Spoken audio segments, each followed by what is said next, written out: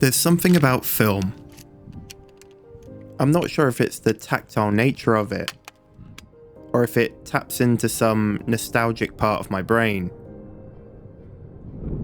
It's one. It could be something about counting and shooting with intention. If I strip away the conveniences of a digital world, how will this affect the way I perceive the world around me? With my love of wildlife and landscapes, can I somehow up the stakes? As I set off into the beauty of the Yorkshire Dales, I've set myself a challenge. Can I capture a story in just 5 images? 5 carefully considered and counted moments, captured on film and frozen in time. With every shot, I'll be able to reconnect with the medium that I fell in love with in the first place, facing new but old challenges as I step away from modern technology and embrace photography in its purest form. The only digital cameras on this trip will be the ones I'm using to film. Let's see what happens.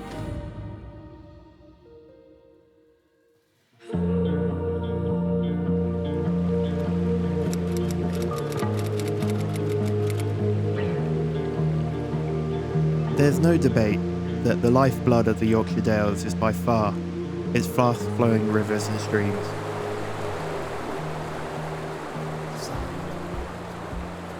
From cascading waterfalls to the intricate little details. The question here is not why you'd photograph them, but simply how. Maybe a wide panoramic? Or maybe something a little bit more abstract. But one thing's for certain, I'm not going to get bored of this. At this location, I'm going to be shooting black and white film, so my focus is on movement and texture. One thing that was immediately noticeable was just how conservative I was being with the shots. I did the typical thing of mixing long exposures and trying to look for something abstract, but I only took 4 photos. And if I'm honest, none of them really fit the brief. For now, this one's gonna have to wait, because I've got distracted by something else. I know these are pretty common, but they're not where I live, so to me, they're a little bit special. There's certainly a lot of character crammed into this little grey wagtail. They're so entertaining watching them jump from pool to pool, in search of anything they can eat, bobbing up and down the whole entire time. The water forms an essential life force and is home to multiple species as it threads its way through the landscape. For now, I'm going to put this one aside because it's time to look at image number 2.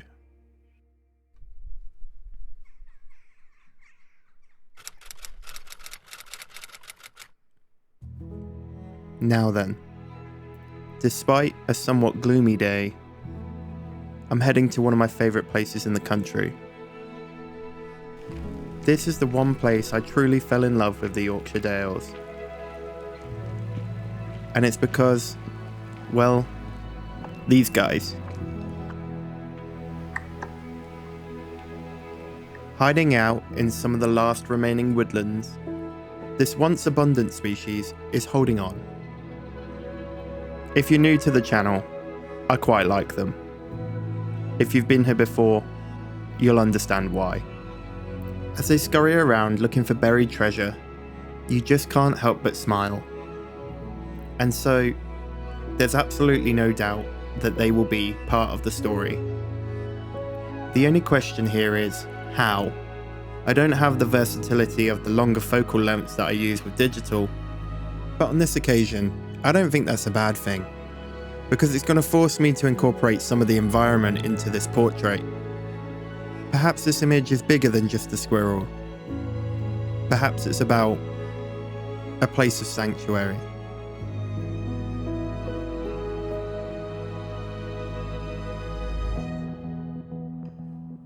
Perhaps one of the biggest challenges I found here was that I'm having to manually focus when I'm using the film camera as opposed to using autofocus on a digital. And then on top of that, you only get the one shot. You can't use a burst mode.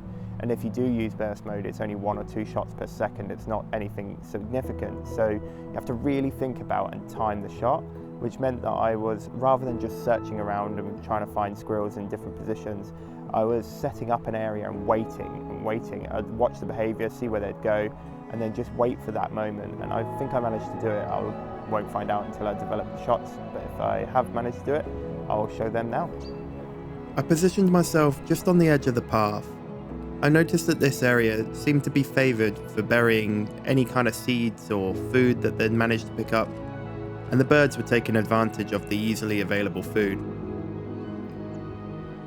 If you can hear a shutter, that's not me. There are multiple photographers in this area, and it almost served to taunt me at the fact that I haven't managed to take a photo because I'm having to manually focus. Now, as a filmmaker, you'd think I'd have this manual focus lark all figured out. But, to my surprise, the woods seem to humble me somewhat. There's almost a beautiful irony. Being so close and experiencing the true magic of a wildlife encounter, but not being able to get the shot. It's something about digital that I had really taken for granted. Digital cameras are so adaptable. You can change anything about them in a split second. Most of the time just at the touch of a button. And on top of that, working with really short focal lengths. I'm actually working with a 50mm here. It took me back to when I first started photography. I think most of us start with a 50mm. And that presents its own challenges. But finally, the moment came, and I took my shot. Out of all of the photos I took that day, I think this is my favourite.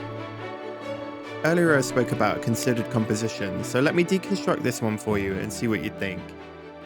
The composition of this image is made up of 3 key elements. So let's start with an area you might not be looking at. This negative space in the image serves as a reminder of the freedom and space that they have to roam. We then of course have the squirrel in the middle. With its iconic bushy tail and tufted ears, it's easily identifiable as a symbolic species. And now for the last one, and one that may seem insignificant, the stump at the front. As it decays, it's showing signs of regrowth, and that's obscuring the squirrel and keeping it hidden, serving in this image as a visual safety barrier. To show you how these form together to create a composition, I've got another image for you. With the squirrel fully exposed like this, and trapped between 2 logs, it sends a different message, one of vulnerability. And that works against what I was trying to communicate. And so, the first image has it. So as this trip comes to an end, I've had some time to think about some of the challenges that I've encountered along the way. One of which was one that caught me off guard. Not having the tilting screen at the back of the camera meant that if I want a shot from low level, which in wildlife is quite a common way of getting a great isolated shot, you actually have to get on the ground, get as low as you possibly can, and you face so many limitations in that way that it kind of changes the way you shoot.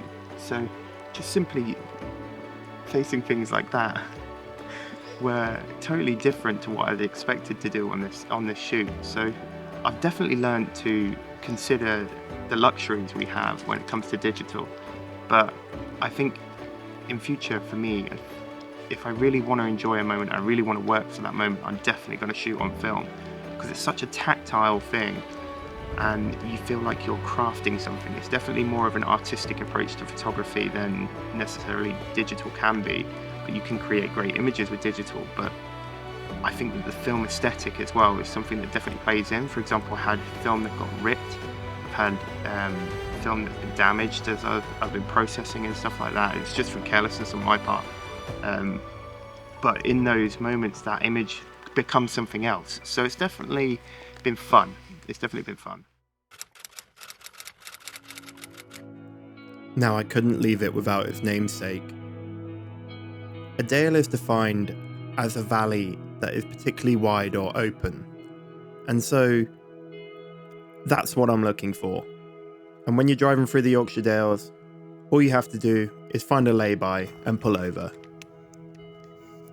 Now, something I haven't thought about for a long time is just how much my tremors affect me when I'm using film. Something as simple as loading a canister of film is quite a task for me, so I left this clip in just to demonstrate that. It's not impossible, but it's definitely not fun. So as I set up this shot, I'll walk you through the process. Again, I'm shooting black and white, and the goal here is to capture an image that perfectly shows a dale.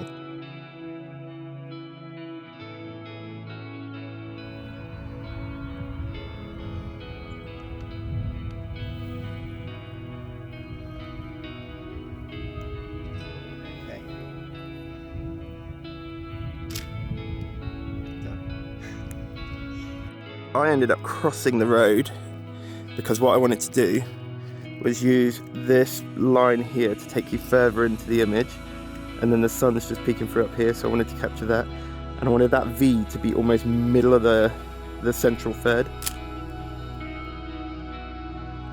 Okay, so I blew out the sky, but not bad. So now it's on to the next one, and this one I'm definitely looking forward to.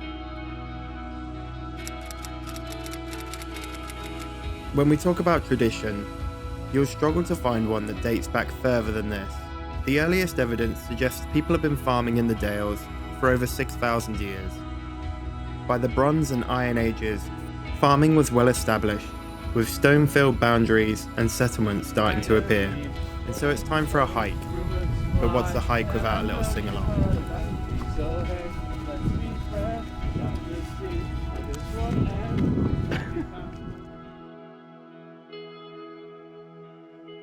What I'm looking for is the icon of the Yorkshire Dales, a Squirrel sheep. This hardy and resilient breed thrive in the harsh upland environments. They're perfectly adapted for wet weather and rugged terrain. But I'm not looking for a field full of them, I'm looking for just one. Roaming the landscape and totally at home. It didn't take long to find them. But now the task is to include as many things in the composition that symbolise this traditional way of life.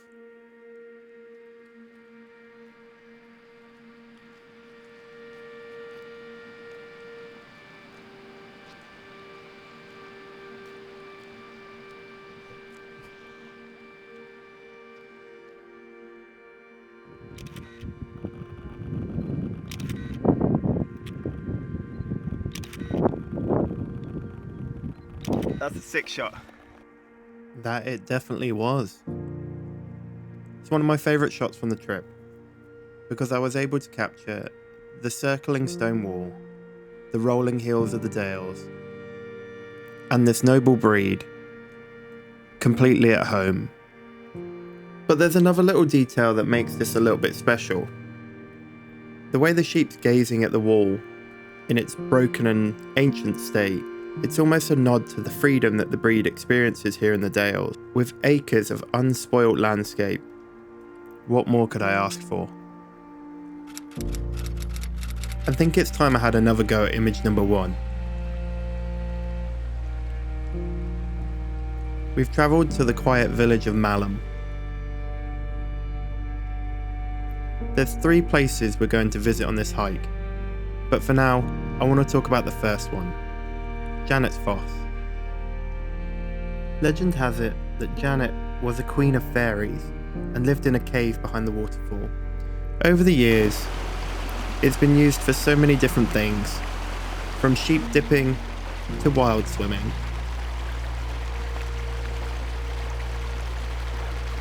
What I'm looking for is a high key landscape image with some interesting pattern and texture to it.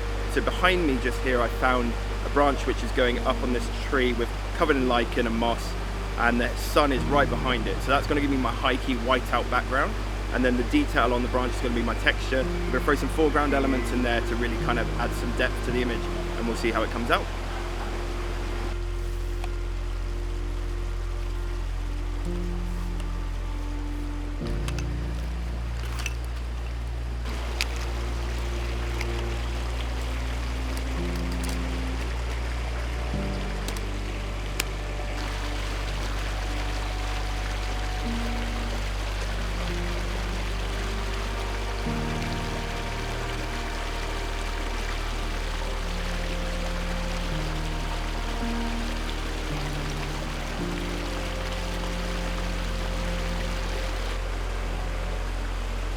compositionally, what I'm aiming for here is take the viewer from left to right. So my composition focuses centrally on the bend of the branch and the leaf that's currently lit up by the sun.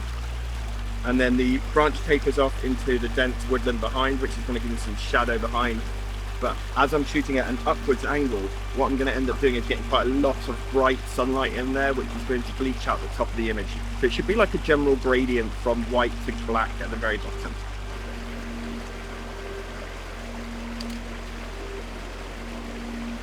Although this image is interesting, I'm not sure it really captures the title. So I'm going to try something else. I'm going to drag the shutter and focus on the water pouring over the top of the waterfall.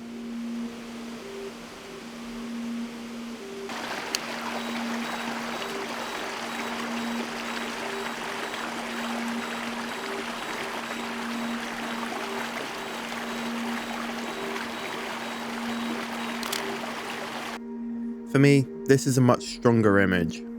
Not only does it capture the movement of the water, it shows the plant life that it supports. And so, this is definitely one of the selection.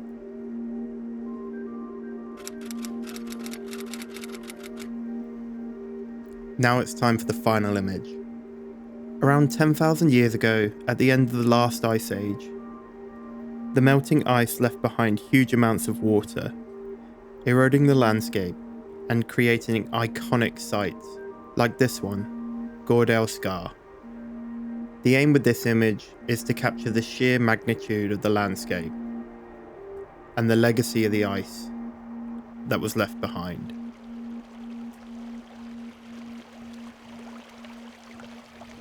What I'm looking for now is a composition where I've got foreground elements. I'm not going to have much of sky in this one, so I'm going to have to look for different ways to capture some contrast, especially with black and white. I really need to kind of pick out different sections. So I've got this dark cavernous side on the right here, which I'm going to use as a leading line, which takes me around to the waterfall in the center of the frame, before this area on the left is a bright area. So I'm hoping that again you'll get that kind of simulated gradient from left to right on the image. But there's a lot of people, so I'm going to have to wait for the perfect moment to take the photo. Also, I'm going to go portrait, and because I don't have a tilted screen on this one like you do on a digital, I'm going to be spending a lot of time on the floor. So here we go. In this frame, you'll see me using the shutter drag to remove people from the image. As long as they're still moving around, a couple of seconds should do. I took a few shots, but this one is the most successful. The brilliant white of the waterfall really does stand out against the rugged background. The contrast between light and dark helps to showcase the jagged rock formations, and the vertical shooting format helps elongate the subject, creating height. Now at this point, I'm supposed to say these are my 5 images, but there's one more place I want to go. As somewhat of a Harry Potter fan, I couldn't come all the way to Malham and not visit Malham Cove. Despite the poor weather and slippery rocks, we each took another photo. And for me, it had to be a group photo. Whilst we were on this trip, we decided to play a little game. How many group photos can you get with one person missing, without them being aware? And so, with Cameron on the other side of the rocks, we seized the moment. It's funny, isn't it? How just a short amount of time away from something, you can almost completely forget the challenges you faced when you did it last. Although I've loved the experience of shooting on film again, there's been one thing that's been particularly difficult for me, and that's the lack of image stabilization. These days, and having worked in the industry for so long, I've kind of gotten used to the tremor, and in fact most days, I don't even notice it. But I'd become accustomed to things like image stabilized lenses, IBIS, and a heavier rigged out setup, all of which helped combat the micro tremors. But when you take these things away, it leaves me a little bit exposed, if you'll forgive the pun. These trips have always been about pushing boundaries, and I think this one pushed a different kind of boundary. It forced me to rely on my theoretical knowledge, as opposed to just spray and pray. But it's been a great exercise, and a truly humbling experience. If you've made it this far and you're still here, don't forget to subscribe. I've got more to come.